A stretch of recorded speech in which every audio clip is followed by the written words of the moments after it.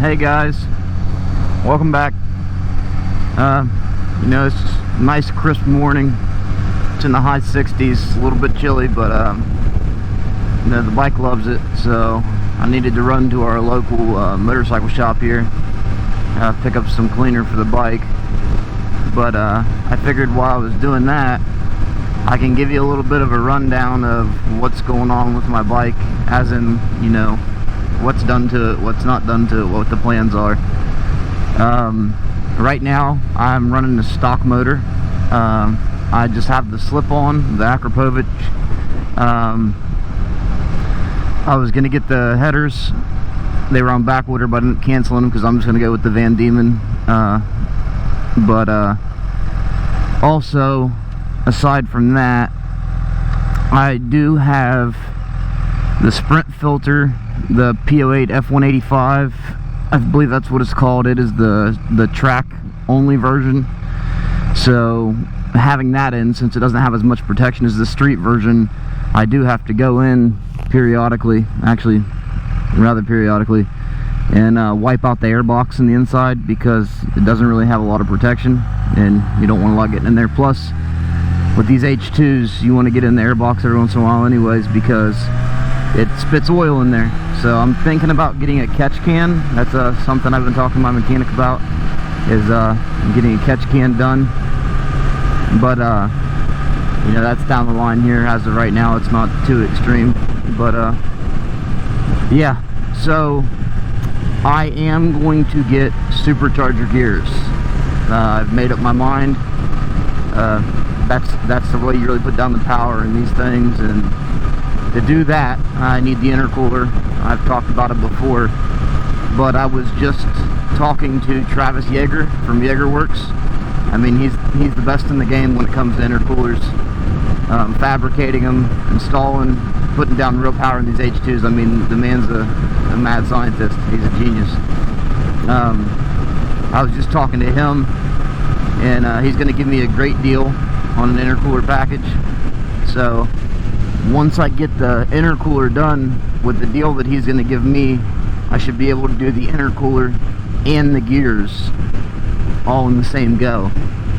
So when I do that, I'll really be putting down some power. So what I'm also going to do is I'm going to get the Brox strap to the calipers in the front, get that strapped down, get the lowering link so I can lower it, because it's an animal as it is.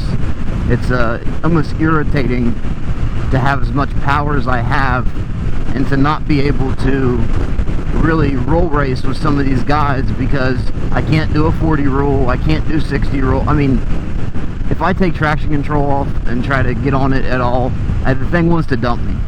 I tried it yesterday. I was going to do a little bit of roll racing that I was practicing a little bit. I mean, even 80 mile an hour second gear, I just want to immediately do a backflip. So I'm going to have to do something about that, especially with getting more power. But being able to have the intercooler is going to make everything way more consistent. So as of now, if I put this on the dyno, I can do a pull and get my max power as long as my temps are good. Say I'm running the engine at 140 to 150, my boost temperatures are under 140. I can get a really good pull out of it and get a max horsepower pull. But as soon as I get that one pull and I try to do another one, I mean, it's going to kill me. 10, 15 horsepower per pull, where I'm sub 190s, which is ridiculous. So I know that the air is really a big deal on these bikes. They get really hot. I tried the engine ice. I switched from the regular coolant to the engine ice. I haven't really seen a difference. It seems a little bit like my boost temperatures may be cooler, but it's also been cooler outside, so I can't really say that that's what it is at this point. So I've just been really picking my brain about what I want to do, because I mean, it's quite a bit of money, but I I don't want to get beat by cars. I mean, there's no reason for it on this thing. Yeah, you know, anywhere from 1,500 to 2,000 horsepower, those are phenomenal cars. You see some of the biggest guys in the game on H2s getting beat. If you look them up, I've been looking. Some of these guys, I mean, Joe STI is running over 300 wheel. He got beat by an Audi. I mean, you know, some of these cars are just incredible. And I don't even think the Audi was putting down as much power as the GTR is that I had raced. So, like I said before in the GTR video, I am going to build this and I will race hard again in that GTR, and we'll see what we can do. But at that point, I will be strapped, I will be lowered, and I will have supercharger gears with an intercooler. Hopefully, Van Diemen has the exhaust in. I was looking at them, you know, looking at the brushed titanium and the polished titanium. Yeah, the polished titanium is beautiful, but at this point, I don't care. I don't care what it looks like. It's all about performance for me. So I'll get the brushed titanium if that's what they have in. They were out of stock last time I looked, but they didn't have either one in. So yeah, we're gonna get that done. The headers are gonna add the extra power. So either way, I should be pushing 270 plus to the rear wheel with the supercharger gears. Depending on which stage I go, I'm hoping to get an E85 tune in my raid mode. So I was talking to my mechanic, my guy at Turn13. I mean, he does phenomenal work, and he said that he can turn my rain mode into an E85 tune. So I'm thinking about doing that just for the extra power. So maybe turn that into E85 so I can run pump gas and E85, because I don't want to run E85 all the time. But right now I might get that tune before the intercooler and whatnot, just because I know that it'll make my bike run cooler. But also, yes, that's another thing, the Turbo Smart blow-off valve. So if you don't know much about the H2s and the way that the supercharger works, it recirculates the let me pop this visor. It recirculates the supercharger blow-off air. So what happens is whatever's not used is pushed back in there. So that's why a lot of times your bike can get really hot, and the boost temperatures can rise pretty drastically. But with the Turbo Smart blow-off valve, it's an atmospheric blow-off valve, so it will sound like that, the air blowing out like you hear in a lot of the turbo cars with their wastegates and stuff like that. So what that's going to do is it's going to keep it from recirculating the hot air, so it's not going to be blowing hot air back inside the supercharger and back inside the engine. It's going to be cooler air, which these things thrive on. I mean, they just love it. That's all they like to do, is just suck down cold air. I mean, it's a night and day difference between, you know, a morning like this, and it's just, I mean, it doesn't matter. I mean, that's fourth gear at 50 mile an hour, and it feels like it just wants to rip this bike completely underneath you, like rip it out like it's like something exploding. It's crazy. And it's hard to put in words the way these things feel. If you watch my video before this one, you would see my buddy Zach. I mean, he said the difference in feeling when it comes to the throttle response and just how snappy it is. It's mind blowing. He said it's just rowdy. That they are, and that's why I love them. But yeah, so those are what they got in the works right now for this bike, is the blow-off valve, the intercooler, the gears, eventually down the line a catch can, because of all the pressure, and we don't want to be spitting the wheel up in the airbox too much.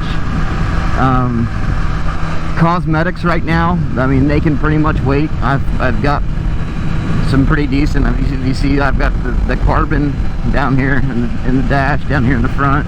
I've got the carbon wings, carbon lowers, you know, so I'm not thinking I'll do much there. I do want to replace my rear sprocket. I've got the Vortex in the front and the Vortex in the back. Oh yeah, that's another thing that I do have done. I've got a 19 tooth in the front and a 42 tooth in the back. OEM is 18 in the front and 44 in the back, which is gonna keep you from being able to do that 200-mile-an-hour pull. So I did do a drastic change there, but at the time Brock's only had the aluminum 42 tooth sprocket, so I'm running an aluminum sprocket in the back, and with the power that I'm going to be putting down, and actually with the power I'm putting down now, that sprocket's just not going to cut it. It's not, I don't want to have to change my sprocket, you know, twice a season or even every season. So that's one thing that I got to do as well, is I got to get me a nice sprocket, something that's going to be able to hold up and not bend or break a tooth with the power that I'm going to be putting down. But yeah, so I just changed the rear tire on here to a Pirelli. The front tire is still the OEM RS11, and I got that ordered. It should be in tomorrow. I just talked to my guy at Turn13, and he said it should be in tomorrow, so I should really get that tire put on. I don't like riding on two different tires. They wear differently, they feel different, so we can get that taken care of. But other than that, I mean, my real power is going to be coming from the supercharger gears and the intercooler. You know, just keep it cool. The intercooler doesn't really give you any more power; it just makes your power more consistent. So that's the big thing with these bikes. Like I said, I can get on a dyno and hit and put down big numbers, then hit again and lose 10 to 15 horsepower per hit afterwards. So that will not happen after Travis Yager gets done fabricating an intercooler for this bike. And like I said, Travis is the best in the game. If you're looking for an intercooler, really any kind of work done you want to an H2, or really any bike, I would hit Travis Yager up. You can find him on Instagram, Yagerworks. I mean, the man is at least somebody that if you got a question, you can ask him and he'll give you the answer flat out, whether you like it or not. I mean, it is what it is, and if he can help you, he will. So reach out to him if you got any questions on stuff like that.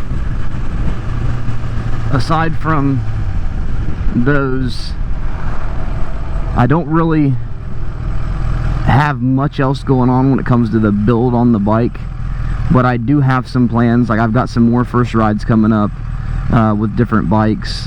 I'm not really going to expose exactly what's going to happen next. That'll be a surprise. But I do have a couple car races, so I will be racing a couple cars, and hopefully I can put the smack down on them.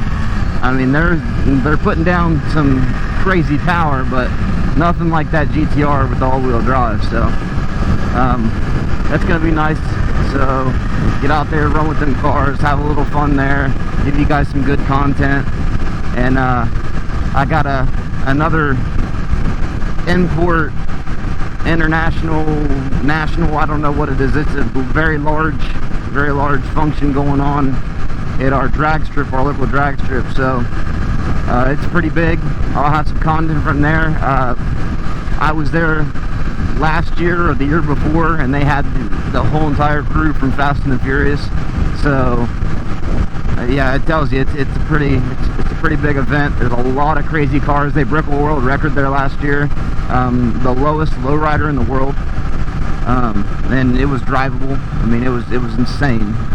If you look it up, you can see it. It's just absolutely insane. But we're gonna go there. We're gonna get some good content. The big burnout competitions, audio, sound competitions, car shows. I mean, you name it, they got it. Drag racing all the way to, you know, show cars, stuff like that. It'll be there. You'll see cars that you've never seen before in your life. So stay tuned in. Check out, wait for the videos to drop. If you can't make it out to the event, which is actually in a couple days, if you can't make it out to the event, stay tuned on here. I'll show you all the hot stuff that comes from it.